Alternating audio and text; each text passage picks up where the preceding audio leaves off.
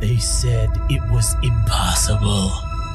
They said, you can't put together the most elite team of comic book reviewers on the planet and do, a podcast or something like that? Despite all that, today we can proudly announce. Yeah, they were right. We couldn't do it. So instead, we brought you the most vile, ignorant, unprofessional group of comic book enthusiasts we could find. This is Panel to Panel, the Game Rage Magazine comic podcast.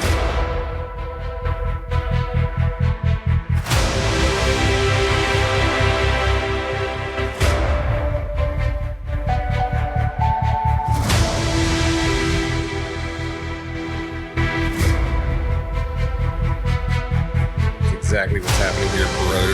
That's right, brother. We are here for another episode of Panel to Panel, where we're going to continue the House of X, Powers of X series, and do all that.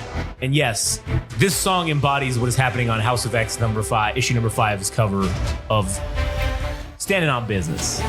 Just like we do here. Big Daddy Apocalypse standing on business. Yep, just like us. Big Daddy Game Rage standing on business. And if you want to hear more Game Rage content, you can go to GameRageMagazine.com, where you will hear our plethora of podcasts. And you can follow us on social media at Game Rage Magazine on Instagram and TikTok, at Game Rage Mag on Twitter/X. And if you want to hear all kinds of shit about music, at All Gas No Trash Official, and you can follow Adam. And also listen to the namesake of that, which is the All Gas No Trash podcast. It's quite wonderful. All right, now that that's out of the way, let's get into it. House of X, issue 5. We are fresh off of everybody just fucking dying. Oh, yeah. Everybody died. Orcus is exploded. Mm-hmm. The X-Men have succeeded, but there was collateral damage. And we don't know exactly what this means. We don't know exactly what this means for the X-Men who have just passed away, and even for the X-Men in general at large. So we have Apocalypse on the cover itself, who is walking some kind of marshland, probably Krakoa. I'm not exactly sure, but standing on business. Standing on fucking business. We've seen flashes of Apocalypse throughout the series, as he is one of the remaining members, usually to see the end. That must suck massive dicks to be Apocalypse, who is probably the genesis of the mutant kind. Yeah. And also to see because if I'm not mistaken, in every timeline, he's usually towards the end of it. So he basically sees the end and the beginning and the end of the race itself. Yeah. Homo superior. Which is crazy. So anyways, this is an excellent fucking cover, man, with the sun in the background and the shading. Oh man, it's just so good. This cross hatching, beautiful cross hatching from Pepe Larraz. Indeed. And we get a nice little quote here. You want to know the real difference between them and us? Until now, we were never given a chance. Homo sapien and Homo superior. And that's a quote from Professor X. Professor Sex. And we open up to Polaris. Krakoa and Polaris saying, humans, is there any good in them? And here we have good buddy, white draped Magneto. The Greek, the garments look like togas, or I don't know. He looks very majestic in this shit. Indeed. With all white, man, it's such a good look for him. Yeah, it really is. And he says, well, it's important to remember that mankind didn't really take off as a species until hunting and gathering ended, and they transformed themselves into an agrarian culture. They stopped moving around and said, oh, this is a good spot. It's fertile. It's ours. And we will not be moved from this land. And he says, yeah, and that's the one good thing humans taught us, society.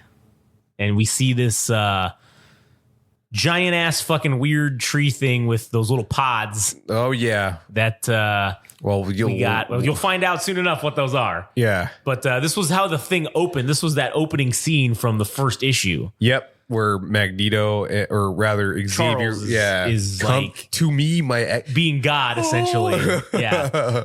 And he's saying, Charles and I always wondered what would happen if mutants stopped being hunted, if we didn't have to run anymore, didn't have to hide. What would happen when, like with man, the greatest necessary traits in mutantdom weren't strength and aggressiveness, but intelligence, ingenuity, and creativity.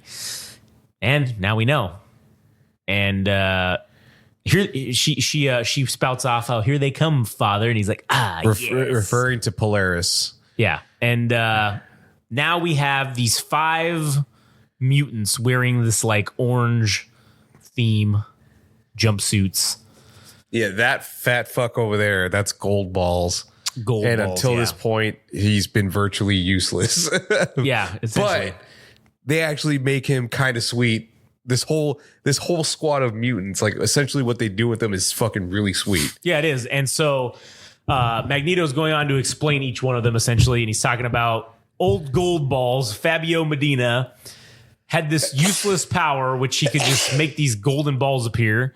The only thing we knew was that they were composed of biological matter and that there was no upper limit on how many of these balls he could generate. Then we discovered what they actually were. They were eggs. And now he's making these eggs and they're all standing around. And he continues on, which then combined with the touch of Proteus, which is this purple fucking, I don't know, energy guy. A little warp of reality. Those eggs became viable. And then we inject them with the preserved DNA of a mutant. Elixir, which is this other mutant, the life giver, would kickstart the process of cellular replication. After that, all our mutant embryo needed was time to mature. Time, the slave of Ava Bell.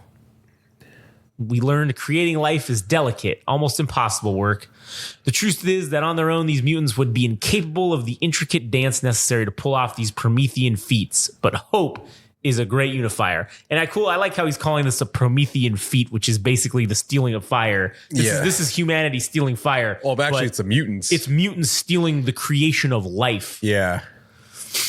And it says basically her powers enable theirs to operate at both their peak and in unison. Yeah, and Hope is actually the name of the character. That's Hope Summers, the adoptive daughter of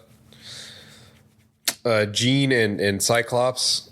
So she was heavily featured in the storyline called Second Coming, but she's kind of been cast aside up until this point. But she's been repurposed for this fucking group that we will learn what they do in the next couple pages. So indeed. So then Magneto goes on to explain, separate, yes, they are great mutants, but only significant, not transcendent. However, together, these 5 mutants have made us whole. And then it's showing this like image of these little eggs or whatever the fuck they are, the pods. And now this is that scene from the beginning where like it's fucking the lights shining through. There's Xavier standing there. There's all shit tons of pods everywhere. And then you see somebody cracking through and you see it's the 2 mutants that Adam and Eve. Butt naked. Jean Grey and Cyclops. Yeah, right. And so there goes fucking Professor X fucking grabbing his chin and looking at me, and he's looking at them. They're all, and then he says that line, to me, my X-Men. And what a son of a bitch. Yeah, what a son of a bitch indeed. And there's Polaris. Here's what I don't get, Father. Isn't it just their bodies temporarily evolved to their desired age, perhaps even to their optimal and perfected form? But it's not them, is it? It's just a shell. And then Magneto tells her, just watch. All this time, everyone has misunderstood what Cerebro really was. Yes, with it, Charles could locate any mutant in the world. And as he's saying this, it's Charles doing stuff to Cyclops. And he's like putting on his visor. He's fucking, looking at him. But that eventually became the secondary function of the machine. The first was copying the mind, the essence, the anima of any mutant Xavier found. So he could one day put a soul back into its mutant shell. That's weird because this is basically all the societies that we were learning about in previous, the lore from previous issues is that the mutants are kind of emulating, I don't know what stage it is at this point, because there was like stage, I don't know how many stages there were, but yeah, they've definitely escalated over humanity because they were too... Humanity is too divided amongst itself, and at least the mutants are all at least on the same page, and now they have ways to replicate themselves back into existence if they fucking die. Yeah, exactly. So then Xavier seemingly brings him back, Cyclops, and says, "There you are, my boy. Even knowing I could bring you back, a part of me dies when any of you do. So let's not do that again, shall we?" And Cyclops is like, did it work? And he says, Xavier tells him it did. You succeeded, and your sacrifice was not in vain. It was a gift, and in the giving, you saved us all. Thank you, Scott. Thank all of you. And then you see all the rest of them who died during that fucking mission all rising up from the butt ass naked, including Wolverine himself. And now Storm says, "On your feet, mutants. Mutants, the world is not ready for the likes of your return, but Krakoa is waiting." And then we get down to the title page. And then now we have this big gathering of mutants at the just gigantic fucking tree of life, or whatever the fuck you want to call it. Yeah. Which I'm sure is what they're going to allude to. And she's yelling out, "Brothers and sisters of Krakoa, a great thing has happened today. A miracle made possible by mutant hands. The great work of the five. The five. Five time. Yeah. Love them, for they have righted the wrongs of man and defeated our great enemy, death." Man. And then you just see this fucking image of them still butt ass fucking naked, just fucking coming out. "By the power that is their birthright, the five have returned these mutants thought lost to us, their family, and to this place, their home. I see them. Do you?" Man, this is some fucking like charismatic speech shit going on right here. Everybody's brainwashed at this point. Everybody's now, I mean, everybody's supposed to be viewed on equal terms, right? But then you have some of them are more equal than others. I guess you can consider these guys the warriors, and yeah, they're like the elite class, or whatever you want to call it. And then worship them. Everybody's chanting, "We see them, but do we know them?" And then she looks back, and then she says, "Brother Cyclops, what is your name?" "Cyclops, Scott Summers. And how do I know it's you, brother?" And he says, "Once I thought I was strong, a leader of mutants, and then you showed me what strong was. I learned it watching you," she says as she kisses him on the fucking forehead. Oh my God, man. they're really buying into this shit. They are. And she says, "This is my brother. I know him, as do you. Yes, his name is Cyclops, but he is more than that. What is he?" And then they all throw their fists in the air. Yeah, mutant. "What is your name?" And she brings up fucking Jean Grey. She says, "Marvel Girl, Jean Grey. And how do I know it's you, Jean?" And she just looks at her and says, "Oh, I'm the only me that ever was, Ororo," or whatever. Ororo. "This is my sister. I know her. As do you. Yes, her name is Jean Grey, but she is more than that. What is she?" "A mutant, hurrah!" And then they go through Penance, Monet. Yeah, so we just get that for like, And how do I know it's you? No touching, bitch. Like, and then she's like, "Yes, it is her. She is a bitch just as she was before." Mutant. And then one guy in the background, "Bitch." Like, and then now they're standing there. It's Charles and Magneto standing in the background, and Magneto says, "My God, I should be happy watching this. I should be weeping with joy." But he tells him, "I know this is very Hitler-esque, right? Like, I know you're having some PTSD flashbacks, fella. So let's just, But he says, "Over the years, man has killed millions of us, and so many remain lost. But this is the good work, Eric. The good work indeed.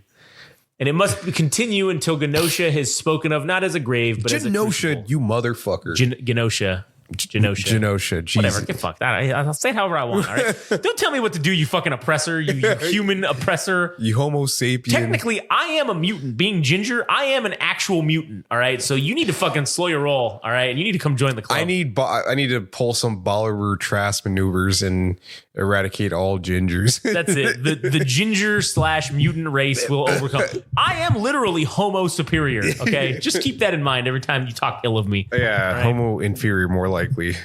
The work will continue until it is done. It is foundational. Everything. And Magneto replies with, "They should have killed us all when they had the chance." Well, now that they're basically immortal because they could just bring back people whenever the fuck they want. Now it doesn't matter. He's asking him, when does the UN vote? Tomorrow. The Security Council meets in the morning, and if none of the permanent members vote against us, there will be an expedited General Assembly vote tomorrow afternoon. And Magneto asks him, "Are you worried?" And he replies, "Not today. Today I'm filled with nothing but hope." And then there's Storm doing the whole thing with Nightcrawler.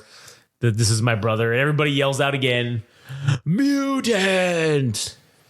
And Storm finally finishes with "Mutants all." And it was through their deaths that a great victory was won for our people, the first victory of many. See them for what they are, heroes of Krakoa. And then they are butt naked in a crowd, everybody trying to touch their junk. At this point, fucking Magneto is like Magneto. I think Professor X comes across as like a mutant Jim Jones figure. He has everybody buying into his bullshit. Like, it is very cultish. Even if the mutants are getting a dub and everything is going seemingly well, it just feels ominous and weird underneath all of it. It does. And as we'll see, I think it's in the next issue. Well, maybe it's in this year. I don't remember when it exactly happens, but I think it's the next issue about the whole thing with like the phalanxes and all that shit. And it's like, it's showing you like where the folly lies in all this. It's like, oh, you're never going to be the top dog because there is always something bigger than you. Yeah. So then we get a nice little infographic shit again about Resurrection. Talks about the genetic base. Mr. Sinister has an extensive repository of mutant genetic material that he has carefully assembled in recent years. In it, he has the DNA of almost every known mutant on the planet Earth, carefully constructed with the help of Xavier. These are the biological building blocks of each specific mutant, their physical makeup along with what their power is. Without this, we have nothing. It says to note, the library, which began as a solely biological samples, has now been converted to holographic sequencing. And while all current mutant modifications have been limited to optimal aging, it is believed that in the future, designer modifications will be possible. And then it has the host. In the process of mutant resurrection, the genetic base is introduced into organic matter and a mutant husk is created. And while this is not the essence of who or what any mutant is, it is the essential component that makes mutant resurrection possible. As traditional cloning procedures capable of creating a replicant shell grow in real time, any product of temporal growth is susceptible to change, ages / variations. Yeah, what the fuck is the cat getting into over there? I'm playing with the fucking paper and shit. Oh, god damn it. Should I just like kick it out or? Yeah, where is the paper? Just pull the paper out of there so that she can't fuck with it.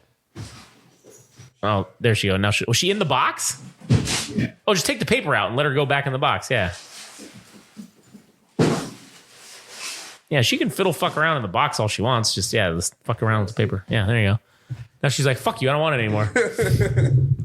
So then it's talking about the process of mutant resurrection. And then it's a group of 5 mutants work in conjunction. And this is what it is. It's gold balls making these unviable biological eggs. You have Proteus, Kevin McTaggart, a mutant capable of warping reality and transforming an unviable egg into a viable one. Then you have Elixir, which is a mutant capable of biologically kickstarting the process of life, initializing the cell replication and husk growth. And then you have Tempest, which this mutant temporally matures a husk to a desired age. And then Hope, who enhances and synergizes the other resurrection mutants' powers to ensure the success of each resurrection. So all 5 of them completing one goal. Didn't you just take the fucking... I took it out, yeah. She's still fucking with it. Maybe she just wanted the paper and didn't care about the box. Anyways. So it says, while it has not yet been tested, it's believed that upgrades, extensions, or stand-ins could be assisted by mutants such as Sync or Mimic.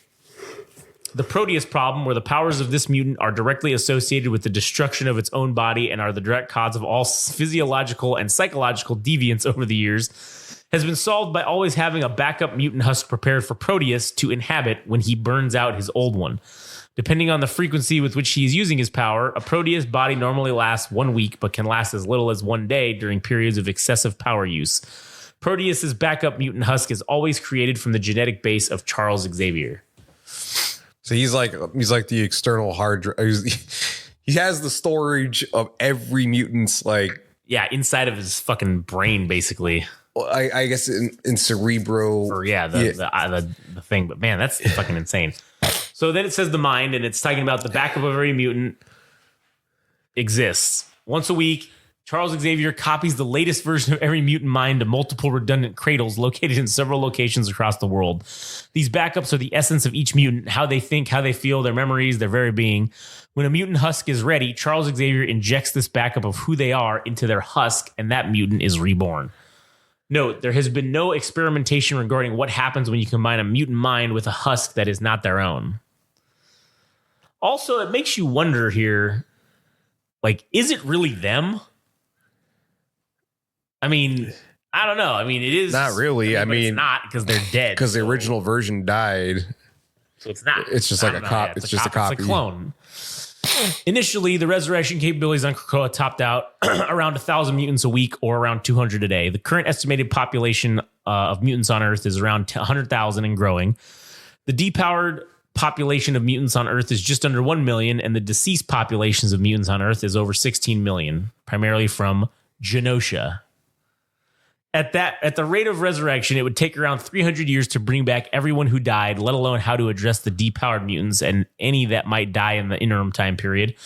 However, as the resurrection machine has become more unified and better at being what they are doing and what they do, it's estimated that capabilities could possibly reach around 30,000 a week and full Genoshan resurrection be achieved in 10 years. The complication here is that Xavier would have to download/resurrect 6,000 minds a day, which he is not capable of. By that time, there will need to be a workaround or a team of telepaths trained to properly use Cerebro. It says extensive testing has shown that the mutant resurrection machine, the 5, is not operating under duress or fatigue or even massive exertion. It appears that the more they do this, the stronger they become and the easier the process becomes.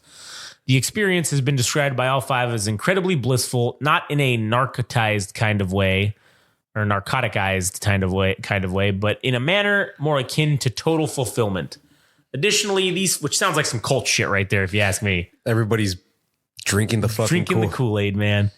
It is for the greater of the mutant race. I feel fulfilled every time I do this. My work here is done. Additionally, these 5 mutants appear to have become an inseparable family unit and are almost never apart from one another. Their symbiotic process appears to have extended beyond the union of their powers and to the mutants themselves. Some of this could be psychological, as on Krakoa they are universally revered, not as celebrities, something achievable through works, but as cultural paragons, something sacred to be treasured. Man, that is some cult shit right there. Oh man, they're creating a religion of mutants. Yeah, they are. So then it talks about the resurrection protocol. Currently, mutant resurrection takes around 48 hours. 12 hours of gestation for the DNA samples to take in an egg, and 30 to 42 hours to mature to its desired maturation level. However, because of fears regarding duplication and other general questions of morality, unless an actual death has been documented, someone believed to be dead cannot be resurrected until their death has been confirmed or they have been undetected by Cerebro for 1 month. Note, it is expected that sooner rather than later, a mutant organization will be tasked with investigating mutant missing persons and suspected deaths and murders so as to confirm when the resurrection process should begin. Side also note, it is also expected that should force conventions become necessary, their extra special mandate would supersede normal resurrection protocols. So it is interesting to note that like they don't know what will happen if someone is duplicated and still exists. Like what? Yeah, they're MIA, but they're alive, and they create another body, not knowing if the other person was confirmed dead. Right, because then that leads into question. Well, why wouldn't you just create multiple copies of the same mutant that can fight whatever? Like I don't know, whoever's like most effective at fighting, like, I don't know, Sentinels. Like, why not just create multiple copies? Because then they just have a body without a mind. But that's the thing. If you're just inserting the mind every single time, you can insert the same mind in different copies. Like, why? Because if you could recopy the same person 50 or 100 times, why wouldn't you just be able to do it all at once? I don't know. I think they're using it as a moral issue to not do this. More than of a scientific reason. Maybe because it's like degenerative over every time because it didn't maybe. Charles Xavier say that the more he does it, it pains him, but maybe every time you're brought back, there's a consequence. Like the copy is degrading over. Who the fuck knows? Yeah, maybe. But anyways, this is a really long-winded version to say, to opt out of going Palpatine's back somehow. He actually gave a fully elaborated reason of how mutants are come back after they're fucking dead, instead of just going for the easy way. Yeah. The Listen, easy- I agree. I think this is the best way to do it because now it fully explains what's happening. Everybody can be on the same fucking page. So then we get back to the United Nations here. It's the next day, and you have Emma Frost up here. You're loving this, aren't you? Then again, what's not to love? Congratulations, Charles. You've won yourself a nation. And he says, it's our nation, Ms. Frost. Due, I suspect, in no small measure to you. Why, whatever do you mean, Charles? I got the sense that the Security Council wasn't going to support us today. More than a sense, really. The French ambassador all but told me that the Russian ambassador would be voting against us. Imagine my surprise when she abstained. I wouldn't be too surprised. I've found most humans to be impressionable. so. Yeah. This whole conversation is just happening. Oh, in their minds. Yeah. People change their minds all the time. You know, who knows? The ambassador could have had a crisis of conscience, a little humanity to go with her excess of humanity. Compulsion leaves an indelible mark on the victim, Emma. It also affects the one perpetrating the act. Dominating the will of another, you see, often comes with a cost. Are you accusing me of something, Charles? I just wanted you to know that I know, basically. And a grateful nation thanks you for your sacrifice. And she says, oh, you're welcome. Now buy me something pretty, or I don't know, make me governor of a province.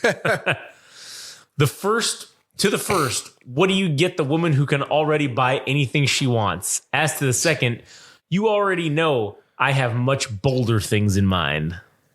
And then it's like, instead of winking because his eyes aren't visible, like the glass does that yeah. thing, like ding, like, you know.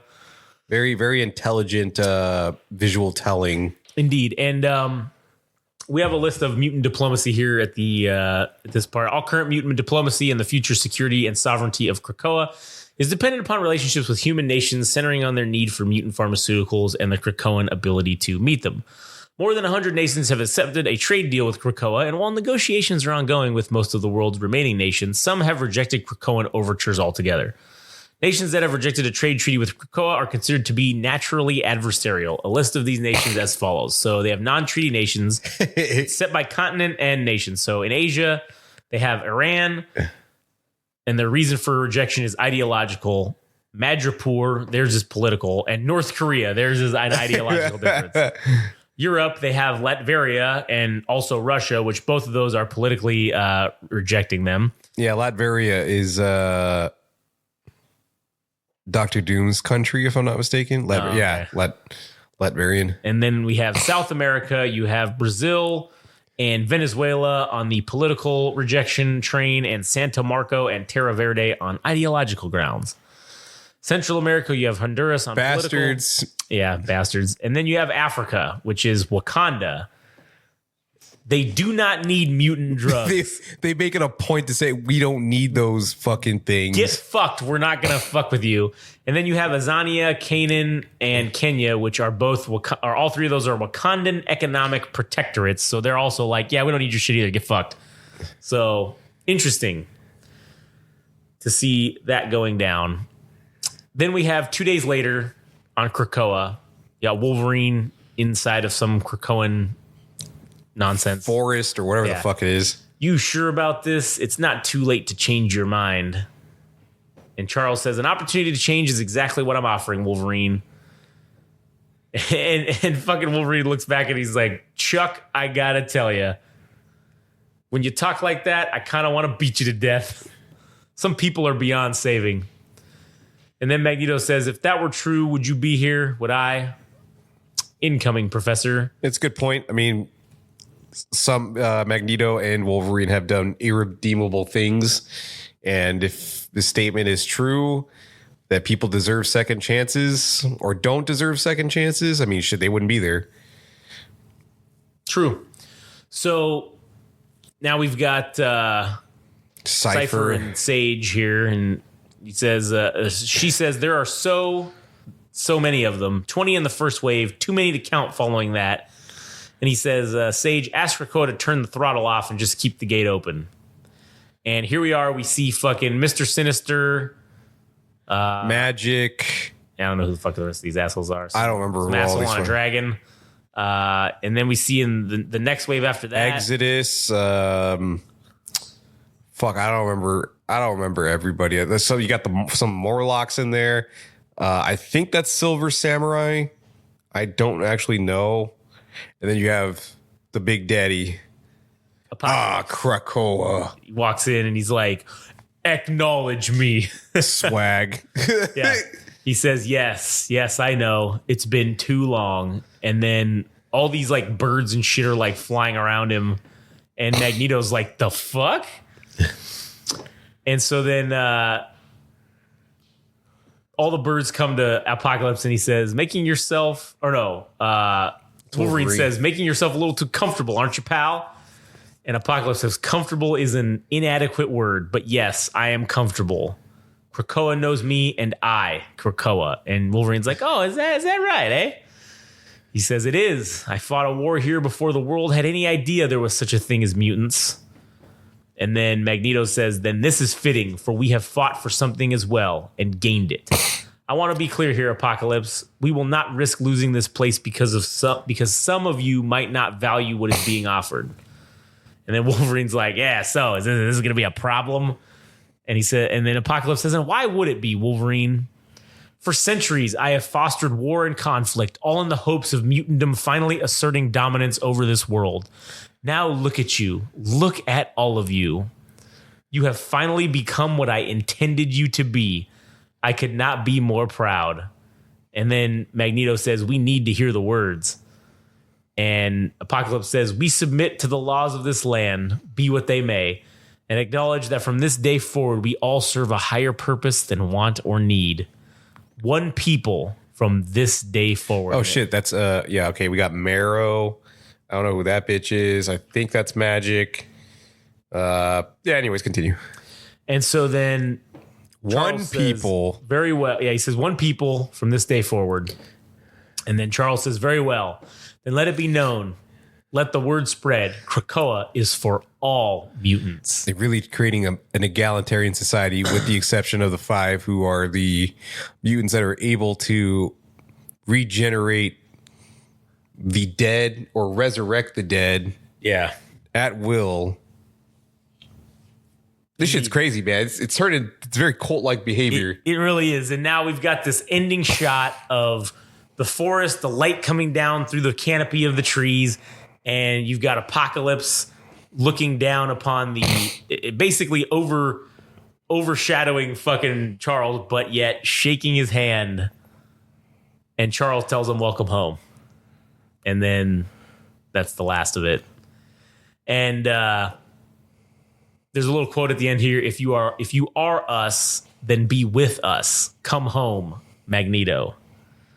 Damn. Pretty legit, man. Pretty crazy the shit that happened in this one. That showing them gaining the power of resurrection, essentially. Being able to create copies of mutants through Cerebro and Charles Xavier. They have everybody on record, so anybody can come back at any point and just marvel at the mutants they have achieved. They have surpassed humanity, and they are becoming at this point, what you could probably call an advanced society, because they're somewhat emulating like what the Nimrods are capable of on a more organic level, I guess, because they're not technically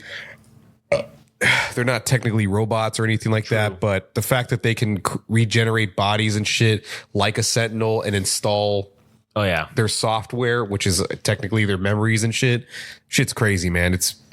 This is we're nearing towards the end, and by next week we'll be done with all this shit. So It's going to be crazy, and I'll never acknowledge anything that happens afterwards. After this, the X-Men had their day finally, and that's all. That's all as much as I need to know. Yeah, indeed. So, anyways, fuck yeah, that was a good issue. I'm kind of getting sad that we're getting towards the end here, but anyways, this was fucking awesome. Excellent shit was shown. And let's get on to the next one. So we'll end this episode so that way you can get to the Powers of X. Wait, Powers of X is the next one, right? Yeah. Yes. Powers of X. So anyways, if you want to hear all of our stuff, go to GameRageMagazine.com. And follow us on social media at Game Rage Magazine on Instagram and TikTok, at Game Rage Mag on Twitter /X. And with that, we'll see you in a couple minutes when you click on to for the next one.